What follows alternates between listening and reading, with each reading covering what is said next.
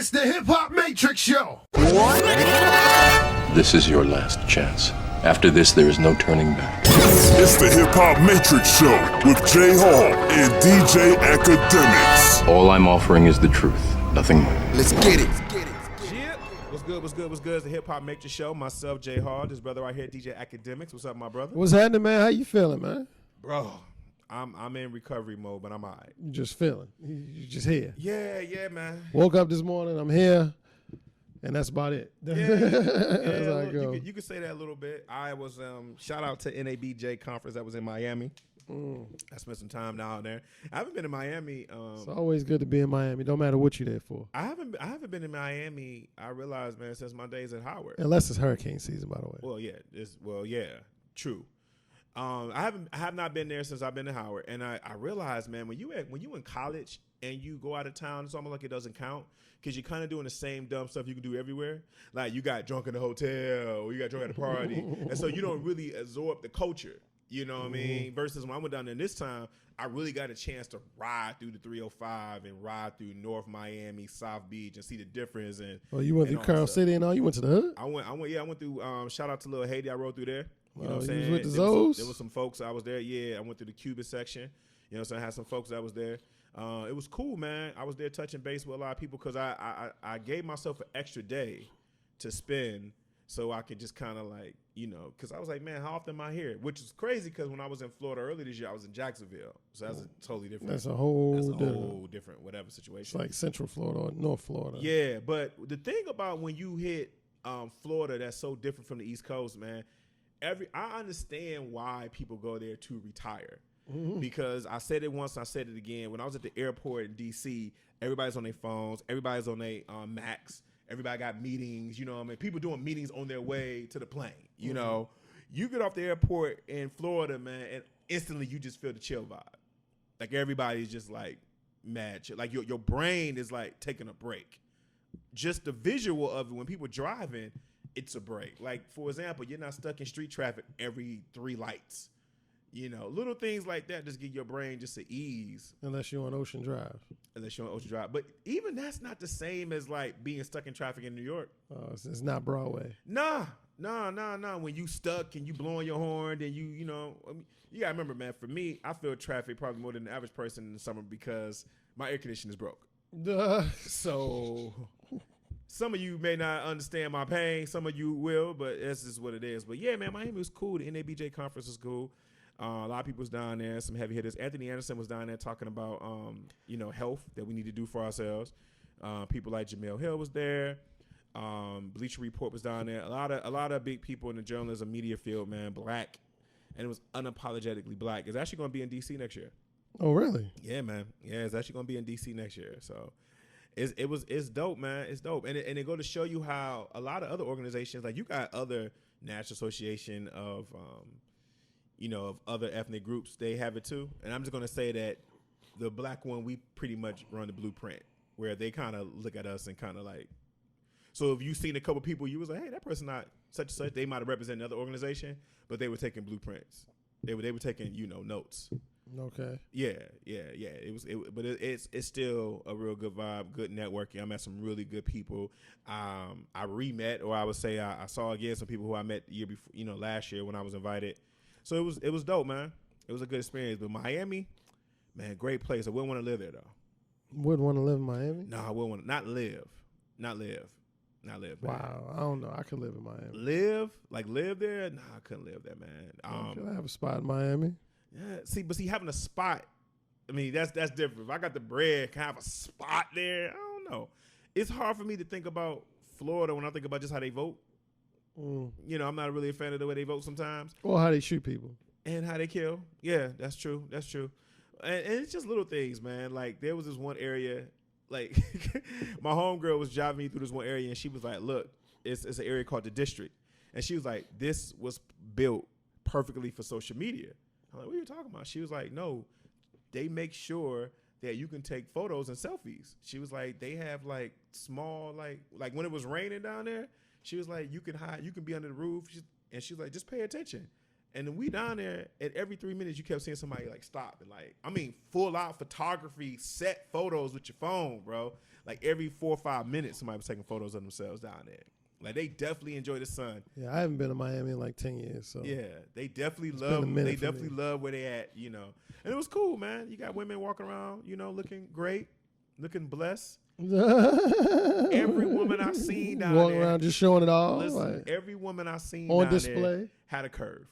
Yeah. Like there was no straight pose. Like, Walking around wearing shoestrings. yeah, every woman down there, when the rain hit them, the water separated and landed different places. Like everybody, every woman I seen down there was whether it was Dr. natural, Miami or whether it was natural, it was the doctor. gym on a knife, it got done. It got done, right? It got done. There was no straight laces down there. Should have had to get done. It was, man. It was. But it was a great experience. Shout out to everybody that was down there. Shout out to my folks. You know, my homegirl Brittany and my HU folks. We was down there. My homegirl Andrea. We had a really good time. So I got people on my end. Shout out to homie Zoe Dallas. Tafia. Yeah. Zoe, how you been? Cool. He actually got a project about to come out. He got a car wash. He got a barbershop. He doing a lot. You got a car wash? Yeah, That's he what's up. opened up his own car wash. He got his Down own barbershop. in Miami? Yeah, down in Miami. Okay. Yeah, investment, do jet skis. He got a bunch of stuff. That man's hustling. Yo, I ain't mad at that, man. You mean you definitely just can't get paid off the music no more. Nah. You know what I Not mean? at all. So, Not at all. Not at all. You know, shout out to him on that, man. How you been? What's been going on with you? I can't complain. Keeping these records spinning, throwing these parties, talking my ish. Yeah, I see you And moving got a around. new party on Wednesdays in DC, right? Yeah, Decades. Actually, the #1 party in DC on Wednesdays right now too. How was that? Moving is doing real good. Really good? Yeah, it's definitely. It ain't Miami, but it's a beautiful vibe. Well, It's for a the beautiful- record, my folks took me down to South Beach and they took me down to the Strip. Mhm. And the thing about when you there, it's very festive. Like, remember how the Roc used to dress with the open shirts, the button-up shirts, and everything? Like, you see that walking down the street. Like, everybody was very festive. Mhm. So no, nothing's gonna be that. They extra, Yeah, just a little bit. all over the top. Yeah, but you said on Wednesdays. I mean, that's what's up. I'm gonna check out your party, man. Yeah, You- you you- come out this Wednesday, man. So you just got Wednesday, or you got any other? I'm just doing that one on Wednesdays. I got opera next Friday. Just alternating days, bouncing around, just moving, I saw you. sticking and moving out in these streets, man. I saw photos of you at the community basketball thing you was doing. Mm-hmm. Yeah, I saw you got crossed over, man. How you feel? Who got crossover? You ain't see that? Yeah, I saw the replay, man. Your ankles. That wasn't you? Nah, that wasn't sure? me, bro. Nah. You tried though, but nah. I'm just making sure, bro. That wasn't you? Nah. That's dope. Like, you know, it's okay to get crossed over for charity, bro. Yeah. You saw what happened to Floyd Mayweather. You know, that I was for saw what charity. happened to Floyd Mayweather, but that wasn't me. If it can happen to the champ, it can happen to you too, bro. I hear you talking. That sounds real good. All right. Well, we've been off for a second, but we're going to get straight into the thick of it. While we were gone, on your timeline, like everyone else, Jay-Z made the announcement.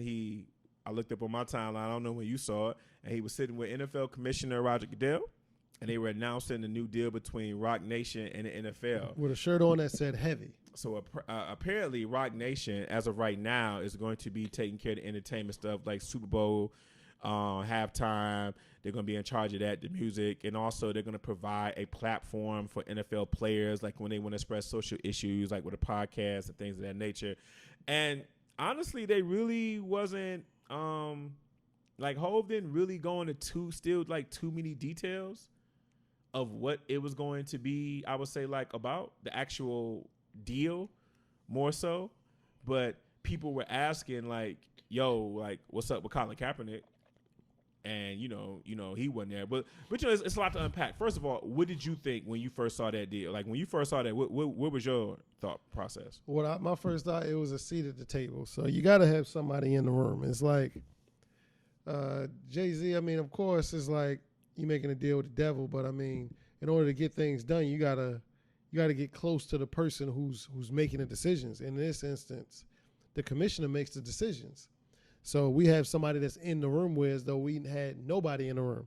And this is also a power move because sources say within the next year or so, Jay-Z's going to be he's going to be an owner of an NFL team, which Well, is we what was you gonna did. touch. I was about to say we definitely gonna touch on that. So yeah. it's all leading to other things, which is we all know the owners club is the good old boys club, and as far as the NFL, we've said that for years. NFL is a slave ship. We've said that for years. So I mean, it's a part of making steps forward, and just I think it's a good move. I mean, Jay-Z ain't let us down yet, so I mean, we got to give him the benefit of the doubt on anything. Well, let's unpack for a second something that you said. You said that he set with a deal with the devil. So who's the devil? Are you referring to like Roger Goodell or the NFL themselves? Absolutely. Okay. Roger Goodell. Okay, and why is Roger Goodell the devil?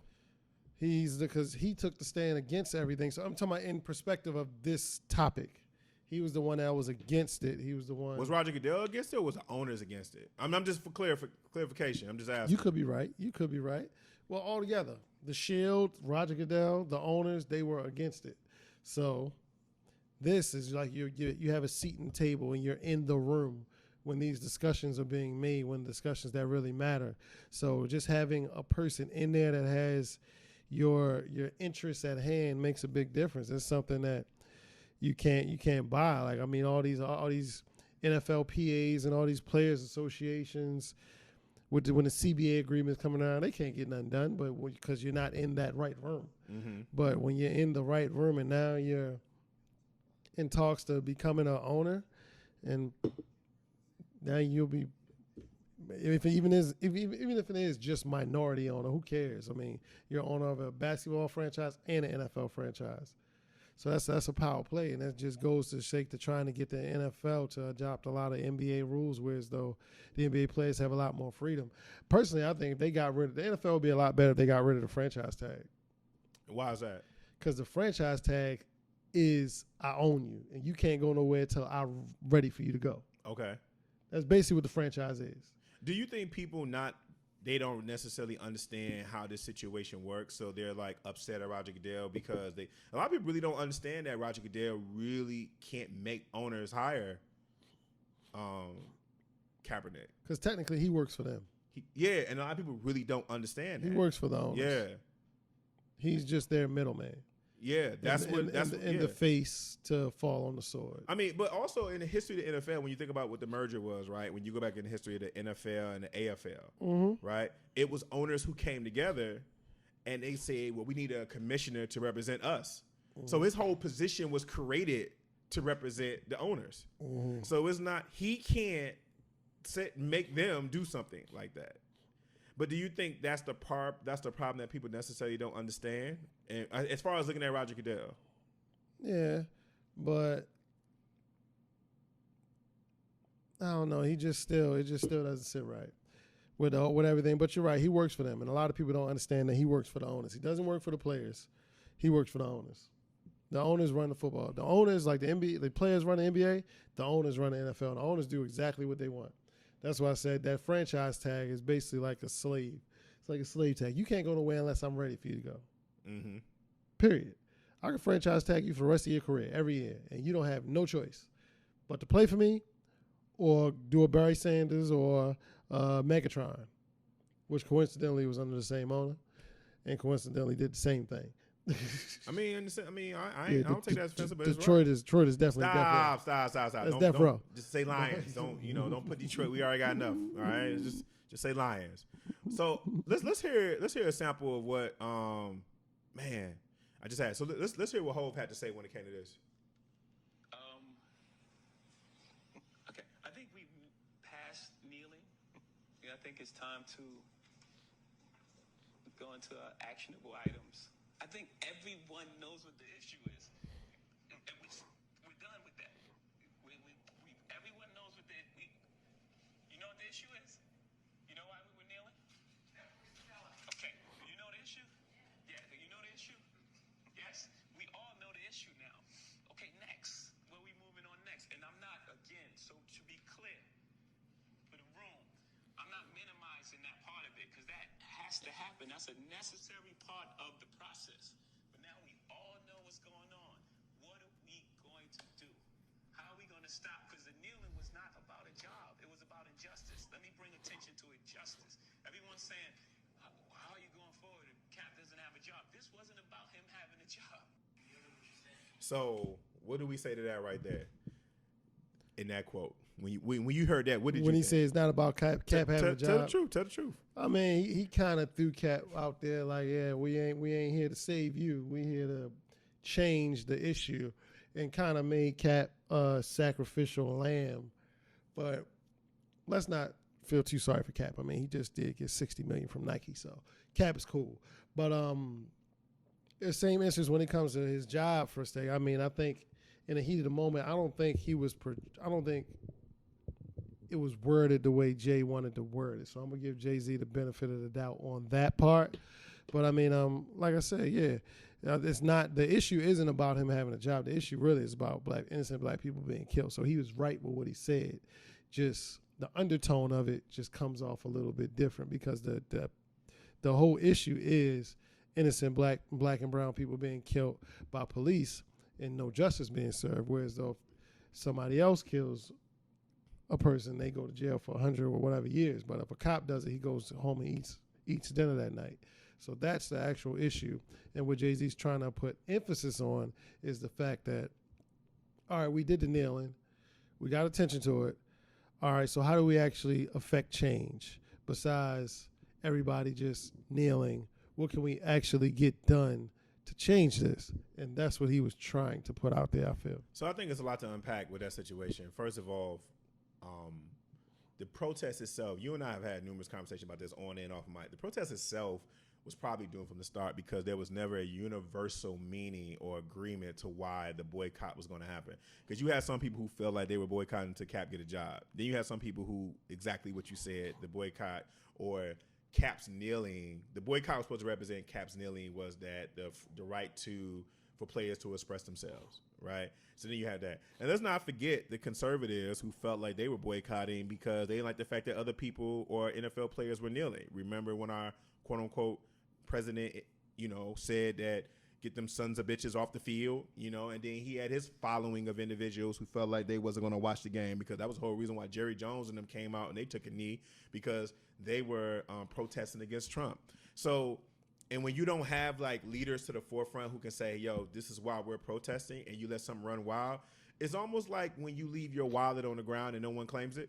Mm-hmm. And it got a bag, and it's like a bunch of stuff in the wallet, and everyone's like, yo, who wallet is this? Who wallet is this? And then somebody picks up the wallet and they take it home. Like, that's what the protest felt like. That's what this move with Jay-Z feels like. It feels like there was nobody who was going to say what we were going to do afterwards. So Jay-Z just came and took it, and he went in that direction with it. Mm-hmm. And now I will say I get that the visual of it comes off a little elitist because Hov came across and he's like, hey, well, we did that now, so now we on this now. It's kind of like, no, Hov, you know what I'm saying? And I think a lot of people miss, Hov been at the games. Hov's at the Ram game like last year. Like he's been at the game. Now, keep this in mind, right? You joke about my team all the time, right? But if the Detroit Lions go to the Super Bowl, I'm there. I mean, that's just what it is, right? I mean, I'm a long suffering, and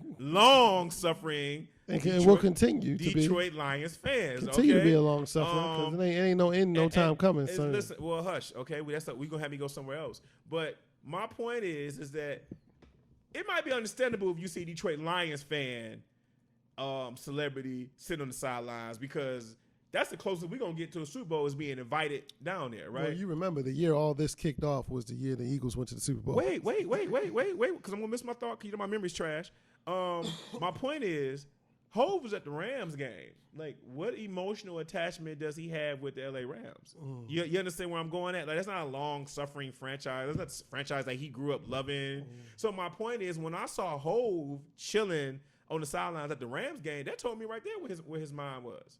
He was already moving on because apparently they said Robert Kraft helped put this deal together, and this deal has been kind of in the works for like months. So, yeah, I can get how I can kind of come off because Hov was like, all right, well, what next? And it's always easier for people who suffer the least to tell us what's next now, right? Oh, okay, well, you made your complaint. What's next? No, man, they're not done hearing me because to my point, even to counter what I said earlier, maybe the boycott or the situation was starting to come together more because a lot of the other people who were boycotting, they didn't really last long. Like the conservatives and all of them, they didn't really last as long as how we were feeling. another issue where I felt like the boycott or the protest was weakened is because Cap never said nothing.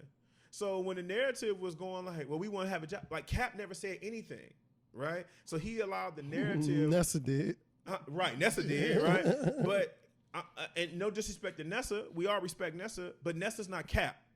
Like, you understand what I'm saying? Like, she's not the one who took the knee and was playing football. Like, we need to hear from you. And the issue is that Cap had all these other people that were close to him that were speaking for him. That's not a good thing all the time, bro. You know, because here's the thing.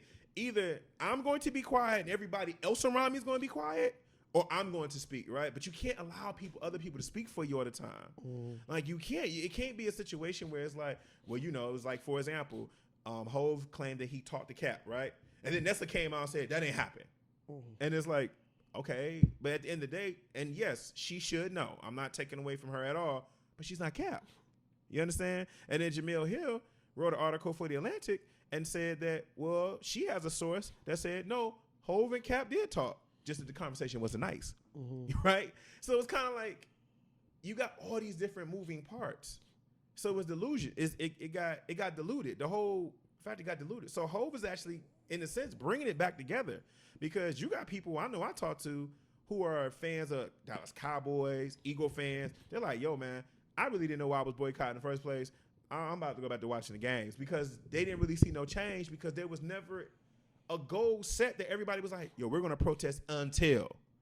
Like the Montgomery boycott with the buses, Rosa Parks, Martin Luther King.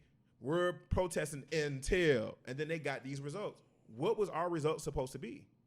So you tell me, what was Hov supposed to do? And just because he's making money off of it, does that dilute the purpose? Like, do things have to be free in order for it to have some sort of substance to it? Like, is that where people got to check for? Because if you think that you get to a certain level in life where you at Hov and your moves aren't going to be money involved, it's almost impossible. When you get towards that billionaire status or you playing with billionaires, it's going to be money involved. Does that take away from anything? Like, just because you get a tax write-off when you donate money to charities, does that take away the fact of your intent? Just because I fill out the paperwork? A little bit. It does? A little bit. But I have to, though, because Uncle Sam going to come get me by my money. Very true. So I'm going to end up in jail because it does if that's the only reason you actually did it is to, I'd rather give it to them than Uncle Sam. So let me give it to them. I agree. I think if that's the only thing, you're right. But I'm saying there should be a point where both things can be true, right? There's nothing wrong with being charitable and having good intentions, but also making money along your way. So that's the part where it's never a bad thing to make some money. Right. And I also think that we live in a world now where we always got to have an answer at this moment. This is one of those moves, the Jay-Z at NFL move, where we honestly we have to sit and wait, honestly. But I do think on one thing, I do think that Hov could have did a better job articulating this whole situation. You know what I mean? Because you can't just throw his little stuff out there and then wonder why people not upset. Like, Cap wasn't there. And the whole point of you guys come together, the source of it is still Cap. You know what I mean? Like, the whole reason, regardless if this wasn't about Cap getting a job or not, the whole reason why you guys are there is because of what Cap did. Right. You know what I'm saying? So he's the face of the whole movement. He's the face of the whole situation. Regardless of everything I just said, he's still the face of the whole situation. So I'm really trying to figure out, you know, it has to be something that has to be there, and that's why people was upset. You know, where do you think you think there's a chance for Cap to fit in? Because even if the situation is true where they say Hov is about to be an interest in being the owner, that don't mean that's gonna happen right now. Because if Hov ended up being the owner like he was for the Jets for the Nets when he only owned like 1%, that ain't gonna have that much of a factor. No. I'm gonna tell you that right now. That's not gonna happen, especially in the NFL. If you think listen, the NBA he only had 1%, and I don't know how much influence Hov had. It didn't visibly appear that he had that much influence. Besides, he got him to move to Brooklyn.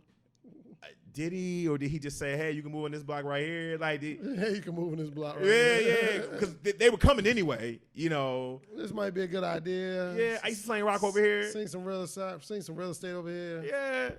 Yeah. But the NFL is run completely different, and if Hov doesn't have a majority share or own, or like, he's not going to be able to convince nobody to, and it doesn't work that way. So my thing is, where you think Kaepernick fits in at? What I think Kaepernick fits in, I think Kaepernick still wants to play, but I think he does. He goes back and forth with how he wants to end this thing, or what's the long-term goal of this, and what role does he play in it. So I think he does want a seat at the table, as far as like a criminal justice initiative. He'd be the face of it, and he'd be, one of the spokesperson for one of these. I think he wants to move in that way. But the thing they can't do, if they make him a martyr and they just exile him, they just makes him even more powerful. You think so? Yeah, they can't make him a martyr. If he doesn't get a job, he just becomes a martyr. So his influence becomes even more powerful. That's true. I think you got a point. I think the reason why Ali became immortal is because Ali was reinstated back in and Ali won. Mm-hmm. Right? If Ali would have lost, like continuously lost, I ain't talking about when he lost to his rival. But if Ali would have kept just losing, we wouldn't care. Cap, if you really are his enemy, right? If I'm somebody who want to make him disappear, I'm going to hire him and then let him suck. That way he can just fade to the wayside. If he never steps on the NFL field again, he becomes a martyr. You guys are going to make him bigger than what he was in that sense, right? He's now on the cross. Yeah, forever. Yeah, you're gonna put him on that cross. Yeah, y'all are putting him on the cross forever. And I don't think the NFL owners really understand that or realize that. And that's going to be bigger. And he'll do more than that. Nike's going to have a field day with it. Nike's a good example how they made money off the situation, but it was a conscious platform, right? He'll not be on the field this year. It's another one's coming. And hold on, that's the same thing, right? Cap took money from Nike. Does that dilute his purpose, his goal? I mean, he got to eat. So, I mean, that doesn't dilute it because, Nike did the right thing. Yeah, but it doesn't change the fact that everyone made money off of it, too. No, it doesn't change the fact. Doesn't change that, right? A couple dollars ain't never hurt nobody. Right. I think it's interesting. Even if it is $60 million. Yeah, even if it's $60 million.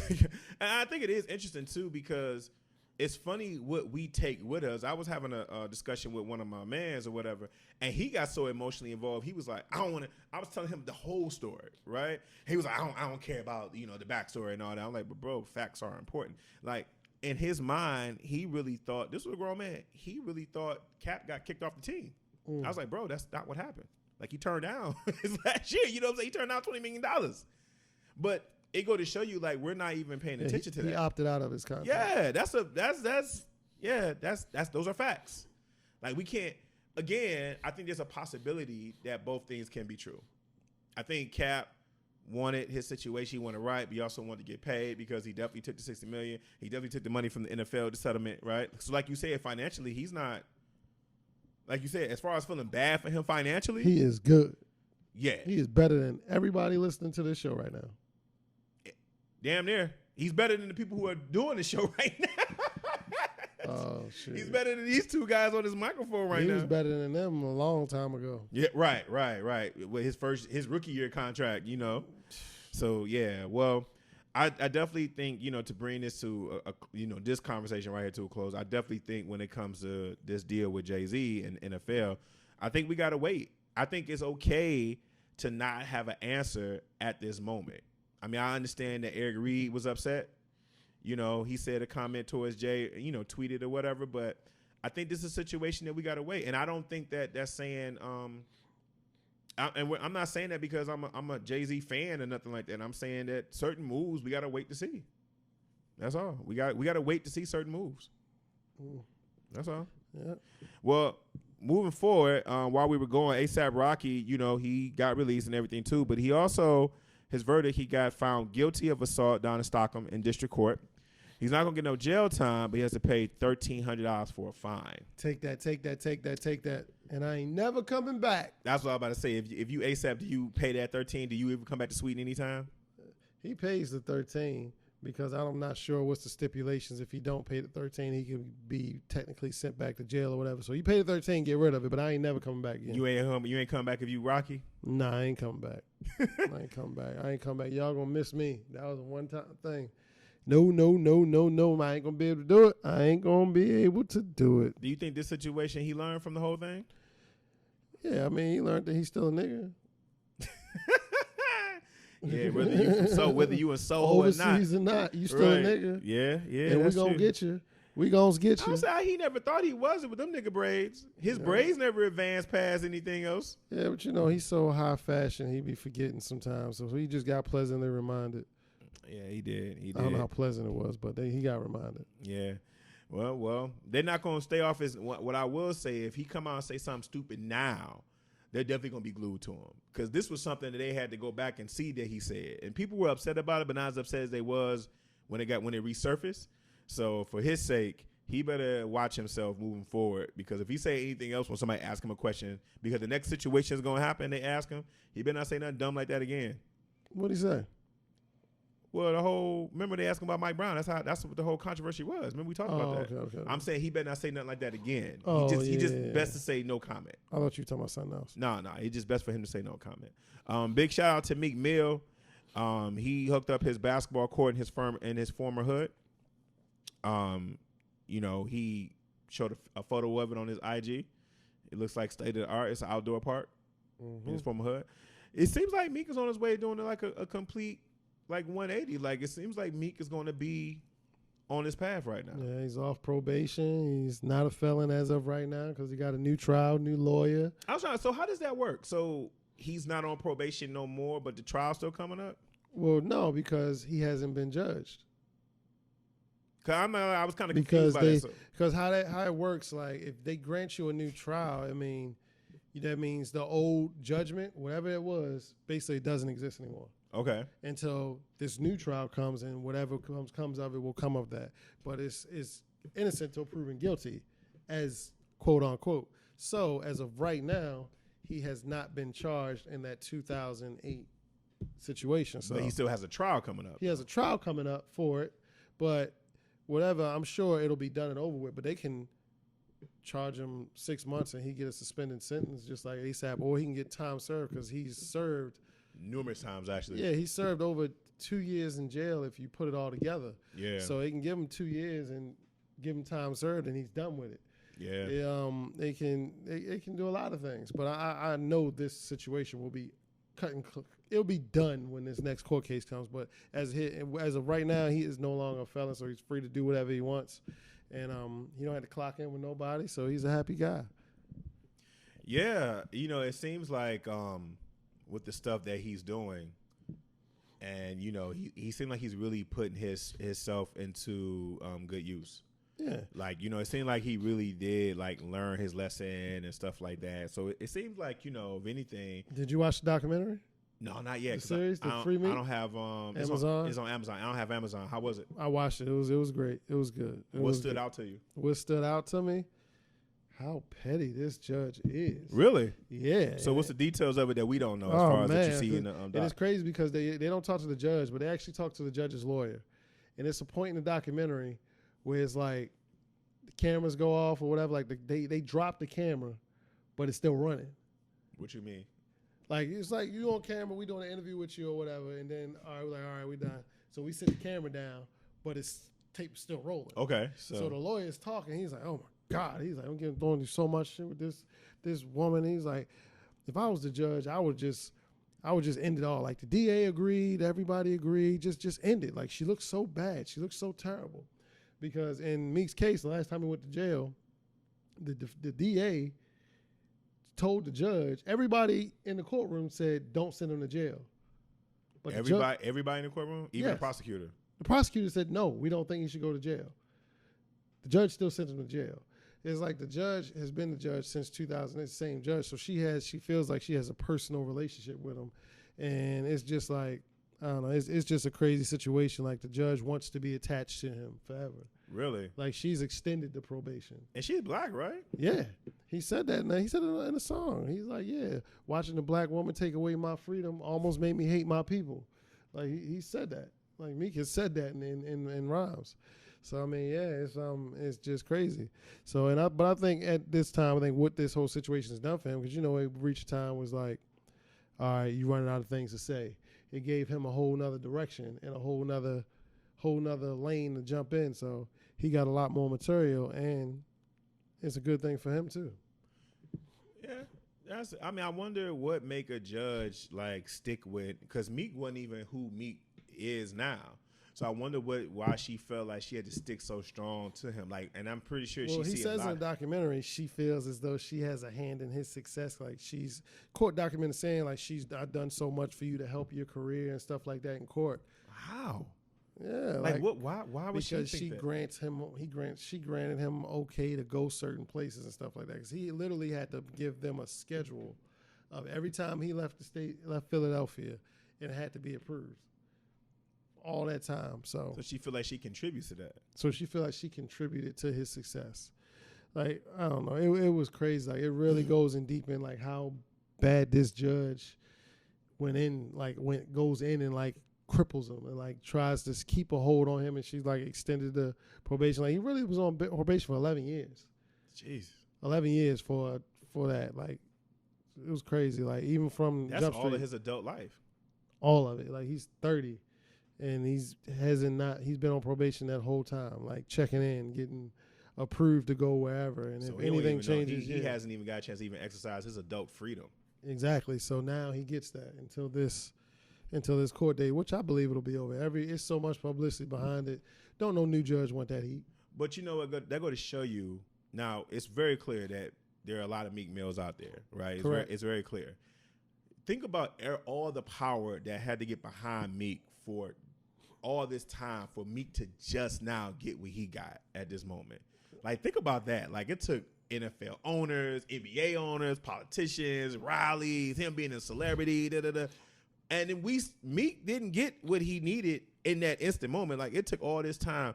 So how much power does it take for the regular Joe Blow guy, the person who ain't Meek? Well, that's the whole thing with the Reform Alliance, because the guy, I forgot his name, who's actually the CEO of a Reform, he actually said, he's like, what Reform is, we're not going to go out and get millions of lawyers just for everybody. What we're going to do is change the laws that allow judges, judicial systems to systematically do the same thing to everybody else. So they're trying to change the laws, and that's what the whole Reform thing is about. It's not about giving everybody the assistance. And if people really follow history, this is kind of the same thing that Martin Luther King did, honestly, because some people back in the day used to call Martin Luther King, which whether you know or not, they used to call him a camera chaser. Really? Like he would just go where the cameras were. Okay. Because wherever the publicity was is where he would go. They would say, what about what happened in blah, blah, blah up in Texas? Ain't no cameras, so he didn't go. But if the cameras were down in, say, Rosa Parks, Selma, that's where he would go because that's where you get the exposure to the problem, because if no cameras are down there, nobody's listening. We're just gonna go down there and get killed. I mean, that's real. Yeah, so that's real. You may not like it, but that's the truth. We can go down there and get killed. But if you go to where the cameras are, all right, they can't kill us for one, but also we're getting the word out there and we're bringing attention to the issue. And Jay-Z actually said something similar to that. He didn't use this paraphrase. That's all you, baby. That's all. That's okay. You know what I mean? But I like that. He's like, he looked at it as he's like, you're looking at the traction and what what's all they get with the free Meek. This is a shot to really make change. This is a shot to really affect it and to get the people's attention to really make the change that could really make a difference. Not just get Meek. It's bigger than just getting Meek out of jail. It's having Meek be the face, similar to a Kaepernick, to actually change the laws that systematically allow the people in power to do the things they do. And that's kind of the same thing that what Jay-Z meant when he was talking about, all right, what can we do to actually bring action behind the kneeling, because the kneeling ain't gonna change the law. Mm-hmm. What can we do to actually change what's going on? And that's what it's about. Okay. No, that sounds good. So you recommend watching the doc? I haven't got a chance to see it. I definitely recommend watching the doc. The doc was tremendous. It was put together.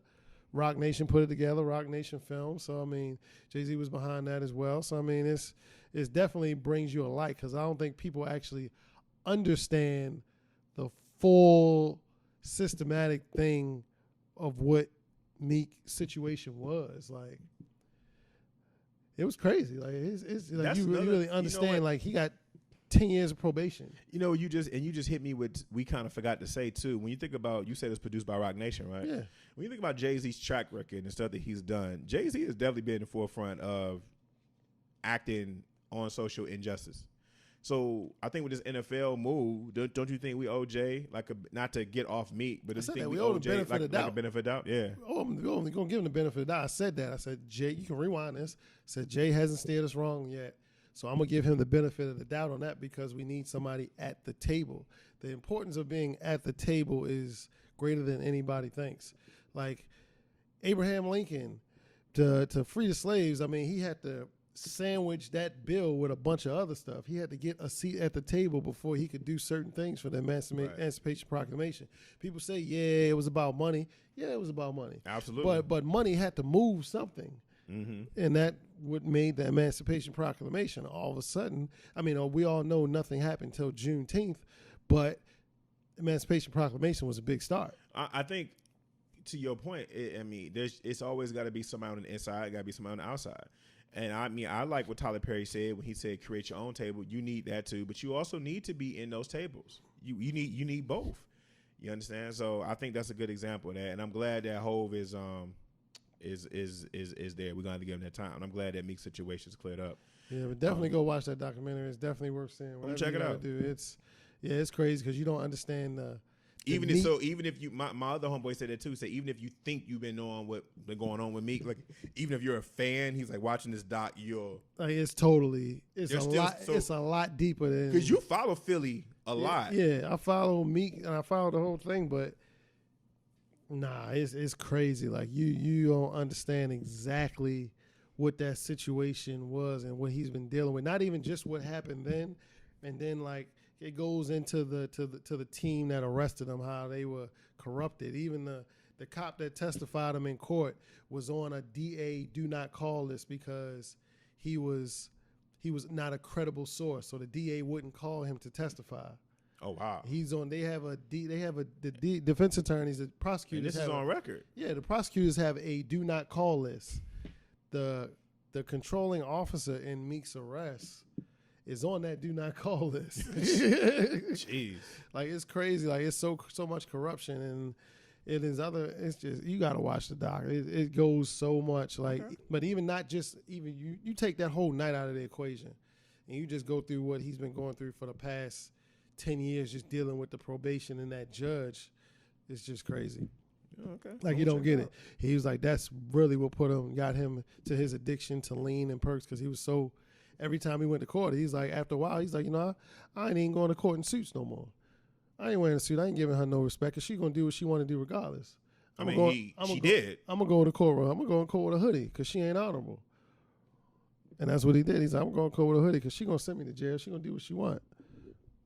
Yeah, and you had the same judge, too, so you really had somebody to point at. Yeah. I mean, the injustice of it all was something to point at, but you actually had a figurehead that you can actually say, no, this person right here was effing with my life. Well, she overruled everybody. When everybody was saying, don't do this, don't do that, she was like, no, I'm giving you this. Wow. Like the prosecutor said, don't send him to jail. He's doing great. He's doing this in the community. He's a great guy. Bop, bop, bop, bop, bop. No, 2-4. Jeez. She felt like she had a hold of him. Yeah, and then on his album on Championships, he says they gave me 2 to 4 years. Like fuck your life, see you in hell. like turn me from a king to a slave, shackled ankles and feet. She gave me 2 to 4 years. Like fuck your life, I see you in hell. Yeah. Watching the black woman take my freedom almost made me hate my people. Well, I'm gonna check it. Do you have Amazon account?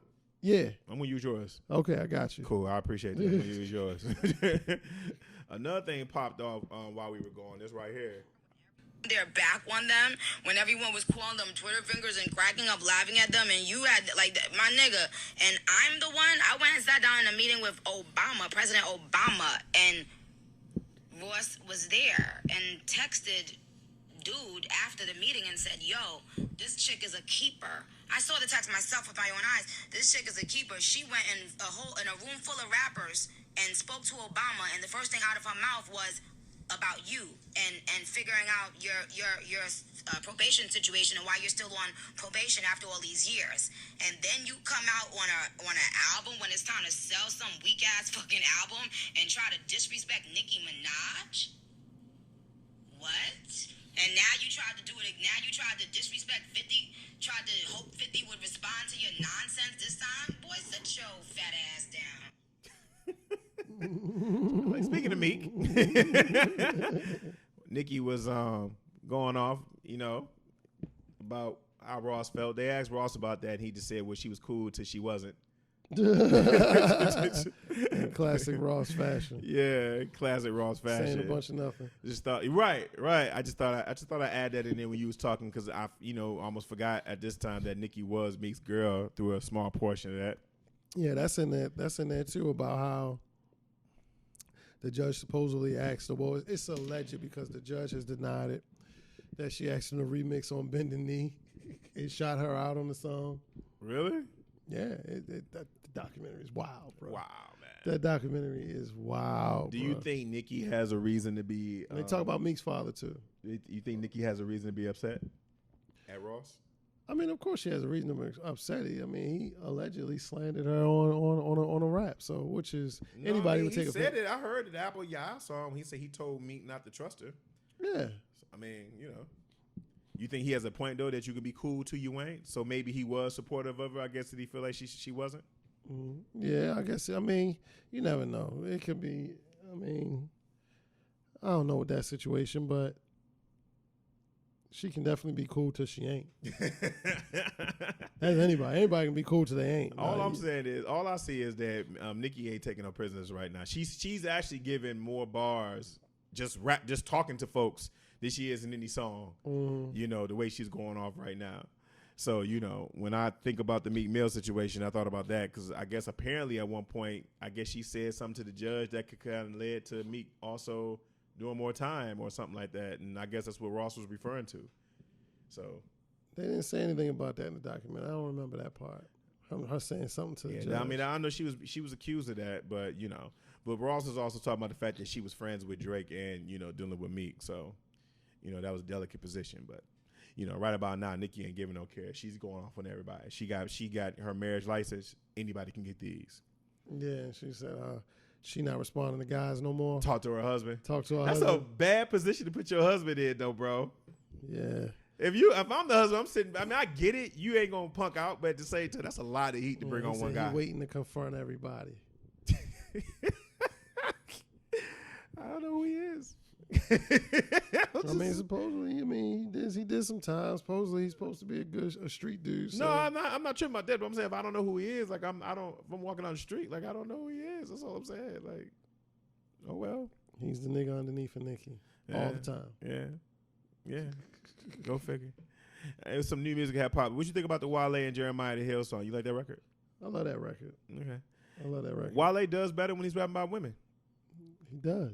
When he rap about women, he's focused. He does. When he talk about everything else, he makes those hip hop those hip hop spoken word songs. Yeah, it's hip hop R&B records. Yeah, he's a man when it comes to it. When he rap about everybody else, he can kind of go off track. But when he rap, he can stay focused on women. I give him credit for that. That all I ask of you sample soon as that joint hit, you just man, it's that time. Let's go. Yeah.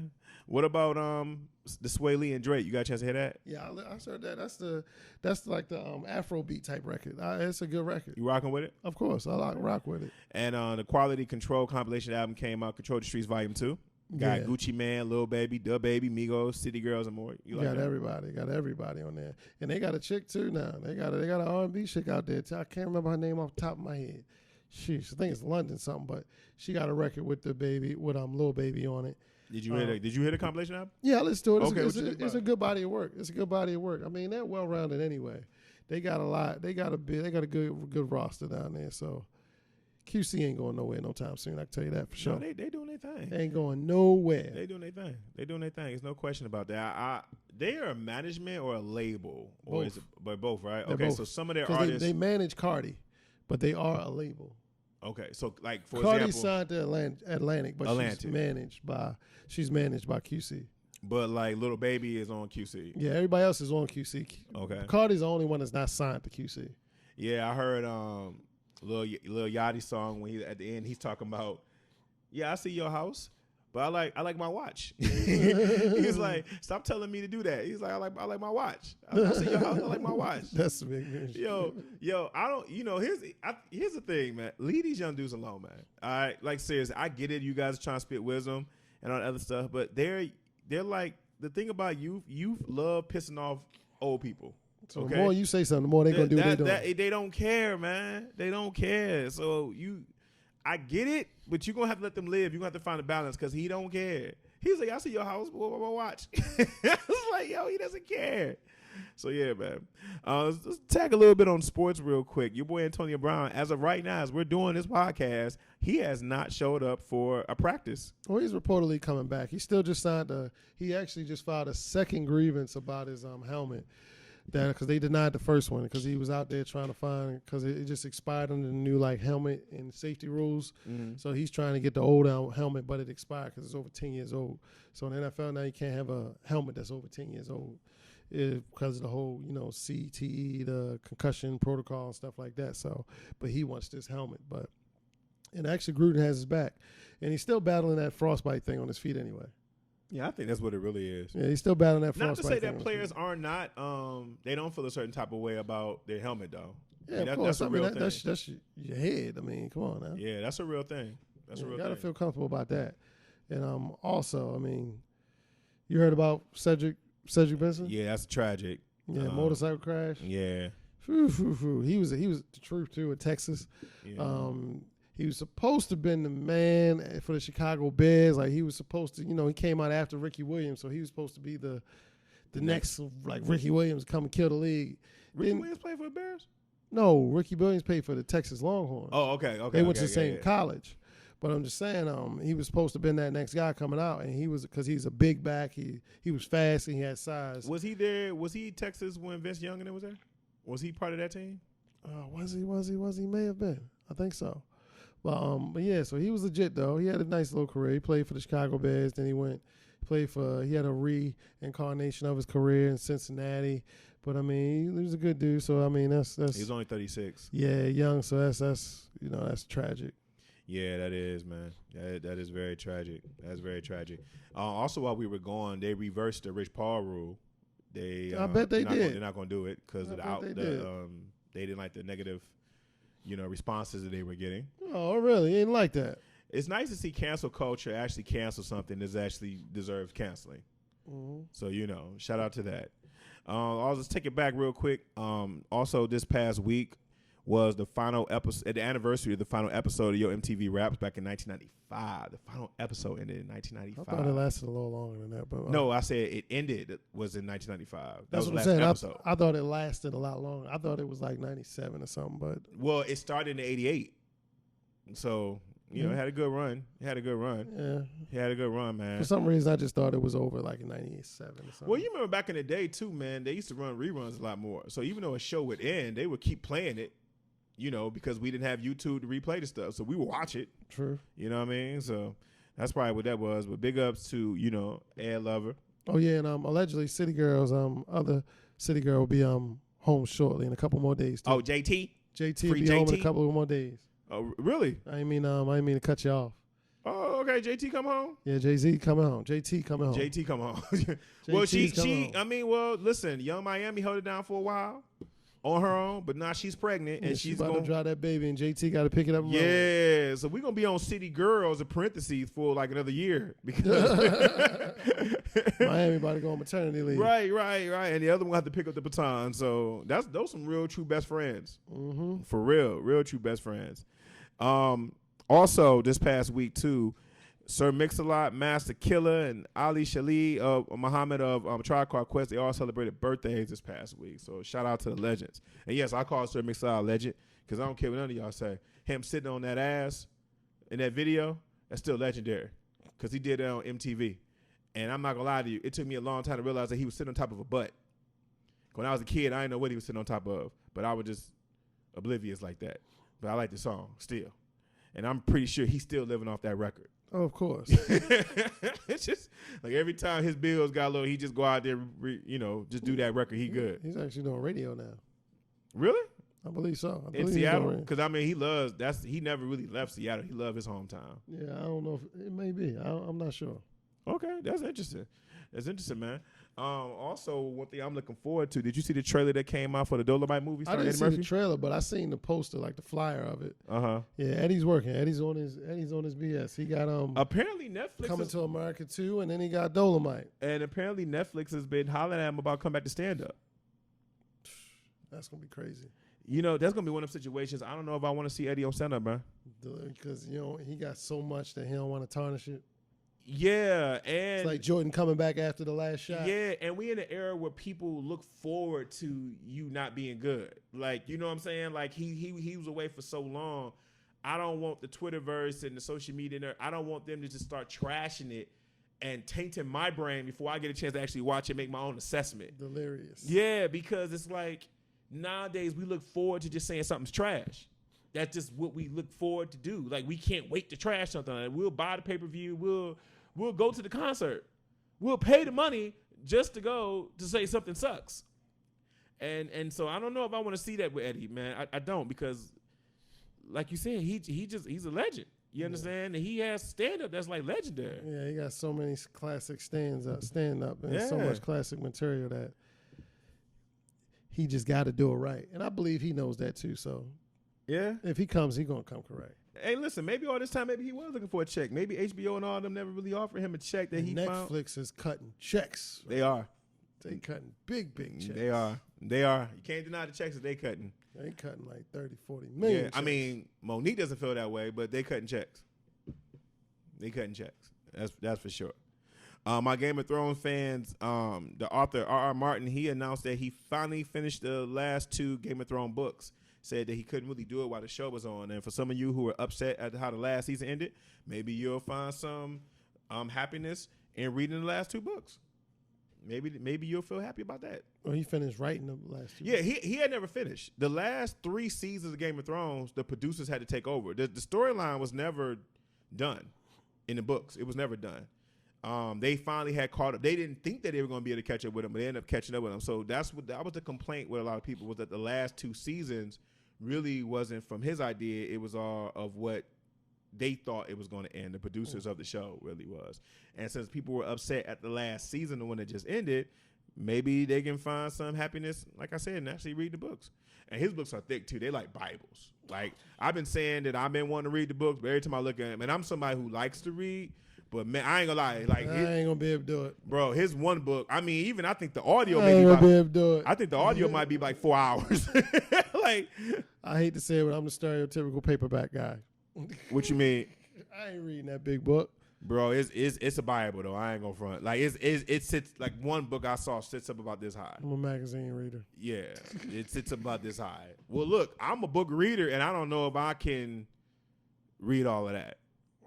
But you gotta like you know, if you don't exercise reading, your brain will start becoming lazy with that. Because I haven't read, for example, on my personal stuff, I haven't got a chance to really read books. I've just been so busy that a lot of times, unfortunately, when I try to read books now, I'll like nod off like 3 pages in. Like, I gotta keep going back. Whatever you think you at, I'm like 10, 20 times past. But I mean, it's the truth, and I have to I gotta wake that part of my brain back up, and I gotta go back to reading books again so I can read long books again. Because when you stay away from it, dude, I'll read and I'll just pat, like my head would just hit the table. Just imagine somebody who never been on it.